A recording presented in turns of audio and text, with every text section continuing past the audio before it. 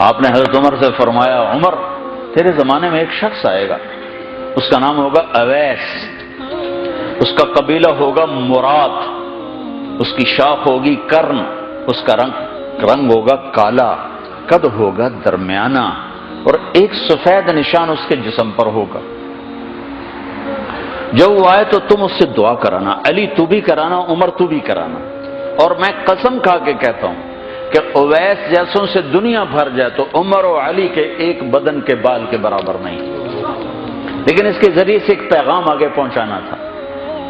تو حضرت عمر اور حضرت علی حیران ہو کر دیکھنے لگے کہ ہمیں کہا جا رہا ہے کہ اویس سے دعا کروائیں، وہ ہم صحابی وہ تابعی۔ تو آپ نے فرمایا اس نے ماں کی ایسی خدمت کی ہے، جب وہ ہاتھ اٹھاتا ہے تو اللہ ہاتھ واپس خالی موڑتا ہی نہیں۔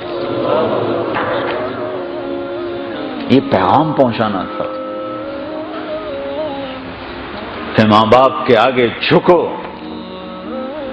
جس دیش میں آپ رہتے ہیں یہاں کام کی رفتار بہت تیز ہے، ماں باپ اگر موجود ہیں تو کم ہی خوش نصیبوں والے ہیں جن کو کچھ اولاد کی خدمت ملتی ہے، ورنہ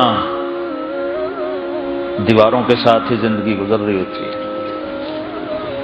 تو عمر رضی اللہ عنہ جب خلیفہ بنے تو ہر سال حج کرتے تھے، ہر سال ان کو ڈھونڈواتے۔ اب مجھے یہ نہیں پتا درمیان کے کوئی سال ہوں گے کہ ایک سال آپ نے حج پر سارے حاجی اکٹھے کر لیے، ایسے اپنے سامنے کا کھڑے ہو جاؤ بھائی، سب کھڑے کر لیے، کہنے لگے بیٹھ جاؤ سارے یمن والے کھڑے رہو، تو سارے بیٹھ گئے، یمنی کھڑے رہے، کہ سارے یمن والے بیٹھ جاؤ، قبیلہ مراد والے کھڑے رہو، تو سارے یمنی بیٹھ گئے، مراد والے کھڑے رہے۔ اس سال میں یمن گیا جماعت میں تو اویس کرنی کے گاؤں گیا، ان کی جگہ پیدا ہوئے، جو ان کا قبیلے کے لوگوں سے ملا، اس علاقے سے گزرا، دیکھا کہ اچھا یہاں وہ ہستی پیدا ہوئی تھی۔ خشک پہاڑ ہیں، بالکل خشک پہاڑ۔ پھر آپ نے کہا مراد والے بیٹھ جاؤ، کرن والے کھڑے رہو، تو صرف ایک آدمی باقی بچا۔ تو آپ نے اس سے پوچھا تم کرنی ہو؟ کہ جی ہاں۔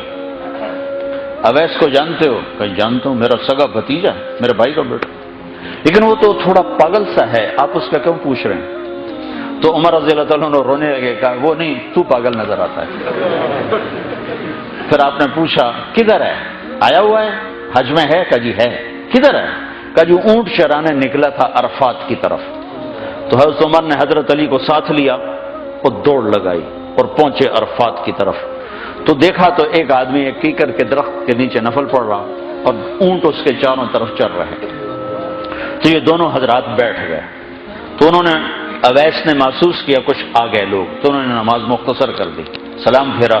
تو حضرت عمر نے پوچھا کون ہو بھائی؟ کہا جی مزدور ہوں۔ کہا تیرا نام کیا ہے؟ کہا جی اللہ کا بندہ۔ کہا بھائی ہم سارے کے بندے ہیں، میں پوچھ رہا ہوں جو نام تیری ماں نے تیرا رکھا وہ کیا ہے؟ تو وہ تو پہچانتا نہیں تھا کہ عمر کون ہے، علی کون ہے، وہ تو پہلی دفعہ حج پہ تھا۔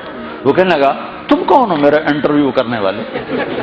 انٹرویو تو میں اپنی طرف سے کہہ رہا ہوں۔ میں کہا تم کون ہو میرا پوچھنے والے؟ تو حضرت علی بولے یہ امیر المومنین ہیں عمر بن خطاب اور میں ہوں علی بن ابی طالب۔ پھر وہ ایسے ایک دم گھبرائے، دونوں کو سلام کیا، میں معذرت چاہتا ہوں میں نے پہچانا نہیں۔ تو عمر رضی اللہ عنہ نے فرمایا ہاتھ اٹھا، ہاتھ اٹھا۔ برمنگم والوں کو پیغام پہنچے کہ ماں کی خدمت کیسے کی جاتی، کہ عمر جیسا ہاتھ اٹھوا رہا ہے، علی جیسا، علی جیسا۔ تو وہ کہنے لگے میں آپ کے لیے کیسے ہاتھ اٹھاؤں، میری اوقات ہے کہ میں آپ کے لیے دعا کروں؟ کہاں، ہمیں ہمارے نبی کا حکم تھا کہ اویس آئے تو اس سے دعا کروانی ہے، کہ جب وہ ہاتھ اٹھاتا ہے تو وہ ہاتھ خالی نہیں آتے۔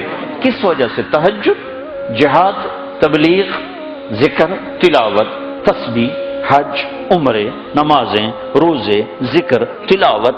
کس وجہ سے؟ نہیں، ان میں سے ایک وجہ بھی نہیں، ماں کی خدمت کی وجہ سے۔ پھر ایک اور جگہ آپ نے فرمایا کہ لوگ جب جنت میں چلیں گے تو اویس بھی چلے گا، جب جنت کے دروازے پر پہنچے گے تو اللہ تعالیٰ فرمائیں گے اویس کو روک لو باقی کو جانے دو۔ تو اویس گھبرا جائیں گے، کہیں گے یا اللہ مجھے کیوں روک لیا ہے؟ تو اللہ تعالیٰ فرمائیں گے ٹھہر جاؤ، جانے دو ان کو۔ ہاں بھائی، اب یہ سامنے جہنم کے لوگ کھڑے ہوئے ہیں، تو شفاعت کر، تیری تو فعل لاکھوں انسانوں کو جنت میں ڈالوں، تجھے اس لیے روکا ہے کہ تو شفاعت کر، جدھر تیری انگلی اٹھتی جائے گی ان کے لیے جنت لکھتی چلی جائے گی، ان کے لیے جنت لکھتا چلا جاؤں گا، جدھر جدھر تو انگلی اٹھائے۔ صرف پونڈ ہی سب کچھ نہیں، مائیں بھی بہت کچھ ہے، صرف پونڈ ہی سب کچھ نہیں ہے، باپ بہت کچھ ہے۔